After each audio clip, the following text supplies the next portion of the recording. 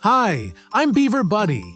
Get ready for a magical children's story with a heartwarming moral about the power of kind words.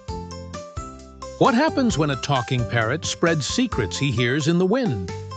Deep in the jungle, Polly the Parrot had a gift and a problem. Polly had shimmering green feathers, a golden beak, and a talent. He could mimic any voice and repeat anything he heard, word for word. Every morning, Polly flew through the trees, listening to whispers between animals, leaves, and even the murmuring river. "Did you hear?" he'd squawk, repeating secrets to anyone nearby. The jungle animals soon gathered to hear Polly's juicy tales. One day, Polly overheard Tika the tiger cub telling her brother a secret. She was afraid of the dark. Polly couldn't help himself. That afternoon, he shouted from a treetop, "Tika's scared of shadows and night skies!" The jungle burst into laughter. Tika's ears drooped.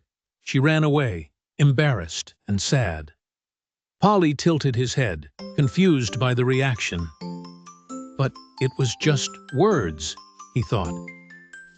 Later, Polly flew past Gordo the gorilla, who was practicing a quiet dance. "Don't tell anyone," Gordo whispered to himself. The next day, Polly sang, "Gordo twirls like a flamingo." Gordo's cheeks turned red as his friends teased him. One by one, Polly's words hurt those around him, but Polly didn't notice. He loved the attention and the laughter. Only old Auntie Armadillo avoided Polly. She never shared her stories out loud, only whispered into the wind. "Why doesn't she talk to me?" Polly asked himself. He grew curious and followed her deep into the foggy edge of the jungle. Auntie Armadillo whispered again, but this time the wind didn't carry her words. Polly leaned closer. "Secrets are sacred," she said gently. Polly blinked. "But I'm only repeating what I hear. I didn't make up anything." Auntie looked into his eyes with kindness. "Words are like feathers," she said. "Once scattered, you can't gather them back. Even true ones can wound if they're shared wrong." Polly flew home, thinking hard.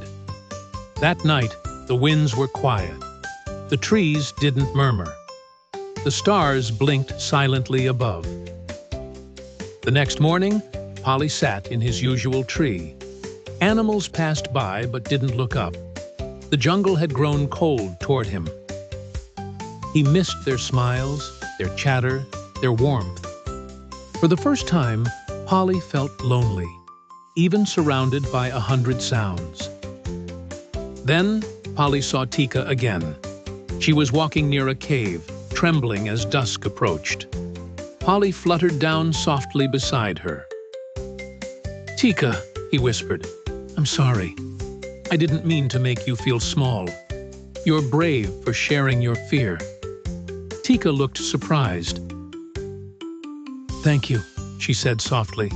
"It hurt, but I'm glad you said sorry." Polly nodded, feeling a flutter in his chest.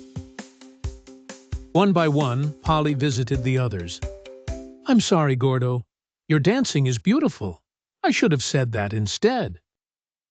Polly learned to use his voice differently. He started complimenting, praising, lifting others up with his mimicry. "Rena the rabbit makes the fluffiest pancakes," he'd squawk. "Dodo's stories make stars jealous." The jungle animals smiled again. Soon, the whispering winds returned, but this time Polly didn't repeat them. He listened with respect and silence. Instead of shouting secrets, Polly created songs, joyful songs, uplifting songs, songs that made the jungle sway with delight. He even asked Auntie Armadillo if he could share one of her lullabies. "Only if you sing it with love," she said. And Polly did, his voice like sunlight and sugar. The jungle forgave him. and Polly felt happier than ever before. He had finally understood. Repeating everything wasn't the gift. Choosing what to repeat, that was true wisdom.